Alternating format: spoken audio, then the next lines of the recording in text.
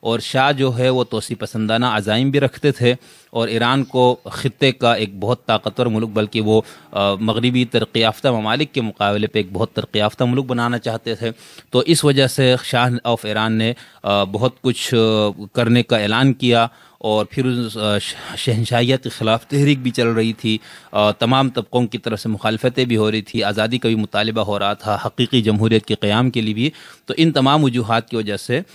شاہ کا یہ تھا کہ میں ایک انقلاب سفید کے نام سے ایک پروگرام پیش کر رہا ہوں جس کے اندر میں عوام کے لیے یہ سہولیات اور یہ ساری چیزیں فراہم کروں گا. تو عسکری صاحب ڈاکٹر مرزا عسکری حسین صاحب اپنی کتاب کے صفحہ نمبر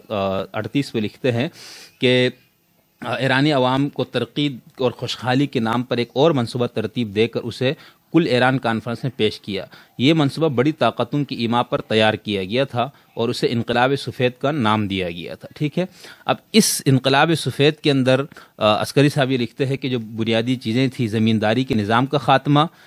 جنگلات کو قومی تحویل میں لینا, سرکاری کارخانوں کے حصص کو فروخت کرنا, کارخانوں کے منافع میں مزدوروں کا حصہ, انتخاب کے قوانین میں اصلاح, سپاہ دانش کا قیام. اچھا, اب میں شاہ کی اپنی کتاب سے یہ بتاؤں گا کہ انقلاب سفید کو وہ خود کس طرح سے پیش کر رہے ہیں. یہاں پر انہوں نے کچھ نکات دیے. اچھا, یہ کتاب میں نے جیسے کہ کہا کہ بہت شدید حامی ہے عسکری حسین صاحب انقلاب ایران کے, ان کو بہت توقعات وابستہ تھی ابتدا میں جب یہ انقلاب آیا اور پوری دنیا میں ایک ہلچل اس سے ہوئی. تو یہ خود مسلکن بھی اور نظریاتی طور پر بھی اور ہر لحاظ سے یہ اس انقلاب کو بہت زیادہ پسند کرتا. تو ان کا ایک تبصرہ ہے, اسی پر میں پڑھ کے پھر شاہ کی کتاب سے آپ کو کچھ چیزیں بتاؤں گا. تو اس میں لکھتا ہے کہ اس منصوبے میں زمینداری کے خاتمے کی شق اس لیے رکھی گئی تھی تاکہ اوقاف اور حکومت کے مخالفین کی زمینوں پر قبضہ کر لیا جائے اور دینی مدرسوں اور دیگر مذہبی اداروں کو مالی طور پر اتنا کمزور کر دیا جائے کہ وہ ہمیشہ کے لیے بند ہو جائیں. انتخابی قوانین میں اصلاح کا مقصد تھا کہ مسترد شدہ منصوبہ کو دوبارہ بروکار لایا جائے. سپاہ دانش کا قیام جاسوسی کے لیے عمل میں لایا گیا تھا جو بعد میں اس کی سرگرمیوں سے ثابت بھی ہو گیا. تو اس کے اوپر بھی شدید مظاہرے ہوئے. امام خمینی نے اس پہ ایک تار علماء کو روانہ کیا اور اس سے بھی ایک یہ دوسرا بہت اہم نقطہ تھا جس کے اوپر امام خمینی جو ہے وہ پھر عوام کی نظروں میں آ گئے اور بہت زیادہ ان کی پذیرائی شروع ہو گئی. اور جس انداز سے وہ کھل کر حکومت کی پالیسیوں پر یا شاہ کی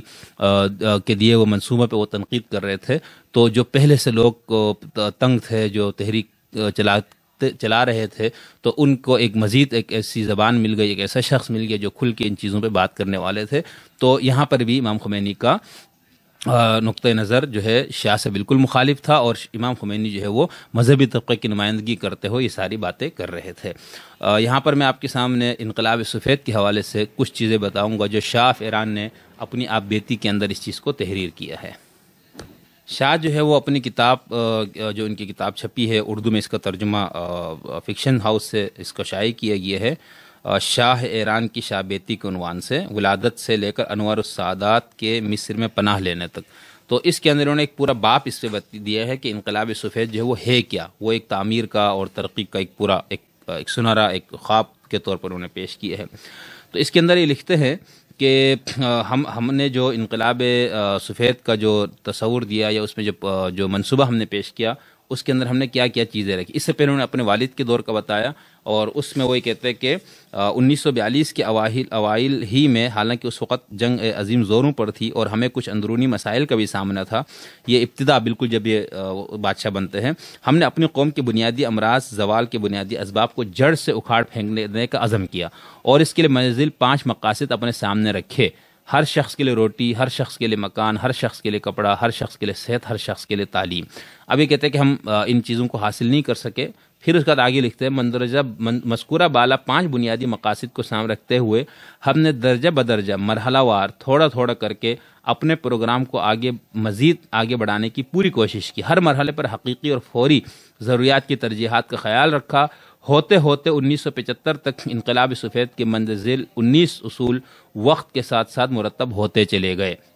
زرعی اصلاحات, زمین اسی کی جو کاشت کرتا ہے, جنگلوں اور چراگاہوں کو قومی ملکیت میں لینا, سرکاری کارخانوں کو بے نام اور لاشخصی کمپنیوں میں بدلنا, کمپنی کے منافع میں کارکنوں کا حصہ, انقلابی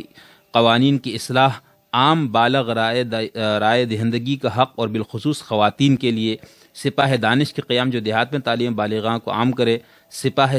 صحت طلباء اور نرسوں کے دستے جو دیہات میں مفت طبی خدمات انجام دیں، سپاہ ترقی و تعمیر زراعت اور دیہات اور قصبوں کو جدید بنانے کے لیے لازمی خدمت، ان تینوں مجموعوں کا نام سپاہ انقلاب رکھا گیا۔ دیہات میں پنچایت کا نظام، پانی کی بہم رسانی کا قومی مرکزی نظام، سپاہ ترقی و تعمیر کے اشتراک سے شہروں کی ترقی کا قومی منصوبہ، نظم و نسق کی اصلاح بالخصوص شعبہ تعلیم میں۔ 13ویں نمبر پہ زیادہ پیداوار والی بڑی کمپنیوں میں منافع 45% حصہ کارکنوں کا، اس مقصد کے لیے یہ حصہ سرکاری قرضے سے خرید کر کارکنوں کو دیے جائیں گے۔ 14ویں نمبر پر ہے صارفین کا تحفظ، قیمتوں پر کنٹرول عائد کر کے افراط زر کو روکنا۔ 15ویں نمبر پہ 8 سال کے بچوں کے لیے مفت لازمی تعلیم، ابتدائی تعلیم، اور جو بعد میں مملکت کی خدمت کا عہد کریں ان کے لیے ثانوی تعلیم اور یونیورسٹی تک کی تعلیم مفت۔ ضرورت مند ماؤں اور نومولود بچوں کے لیے 2 سال تک مفت خوراک۔ 17 تمام ایرانیوں کے لیے سوشل سیکورٹی اور پنشن کی سہولتیں۔ 18 زمین، فلیٹ اور کرایہ وغیرہ کی قیمتوں میں غیر معمولی اضافے کو روکنے کے لیے تخمین اور اسٹے پر پابندی۔ 19 رشوت اور بدعنوانیوں کے خلاف جنگ۔ لکھتے ہیں یہ ایک خواب تھا، بہت مشکل اور کٹھن مقصد ہم نے اپنے سامنے رکھا تھا، لیکن ہم نے کیوں کر شروع کیا، لوگوں نے اس کو کیوں کر قبول کیا اور کیوں کر ہماری مدد کی، یہ ہم آگے چل کر دیکھیں گے۔ سب سے پہلے اور سب سے اہم تھی زرعی اصلاحات۔ پھر اس میں انہوں نے ہر ایک کو تھوڑے سی تفصیل سے بیان کرنے کی کوشش کی۔ تو یہ تھا انقلاب سفید کا پروگرام جو شاہ نے پیش کیا۔ اس میں سے کچھ شقیں تھیں جس پہ مذہبی حلقوں کو مسئلہ تھا، اور امام خمینی نے اس کے اوپر سب سے زیادہ اس کے اوپر تنقید کی، اس کے ان شقوں کو جس کا میں نے آپ کو ڈاکٹر مرزا حسین عسکری صاحب کی کتاب سے اشارہ کیا، اور اس میں سے 2 یا 3 شقیں جن کی طرف انہوں نے اشارہ کیا کہ وہ کیا چیزیں تھیں جس کی وجہ سے انہوں نے مخالفت کی اس انقلاب سفید کا جو پروگرام تھا۔ اب ظاہر سی بات اس میں ساری چیزیں تو وہ نہیں جس کی مخالفت کی جا سکے یا کرے، ٹھیک ہے، ہر طبقے کا اس میں کوئی نہ کوئی مسئلہ، اب زمینوں کو نجی ملکیت پہ دینے سے جاگیرداروں کو بھی مسئلہ ہو سکتا تھا، ہوا، اسی طرح علماء کو بھی اپنے مذہبی تناظر میں اس چیز سے مسئلہ ہوا۔ تو یہ وہ چیز تھی جس کے اوپر امام خمینی اور شاہ ایران کے اندر اختلاف جو ہے وہ شدت پکڑ گیا۔ اچھا، اب آخری جو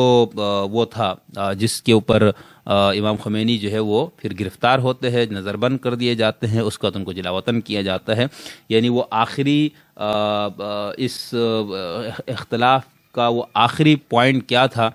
جہاں پر پھر شاہ کی جو برداشت ہے وہ اس سے بات چیز باہر ہو گئی، اور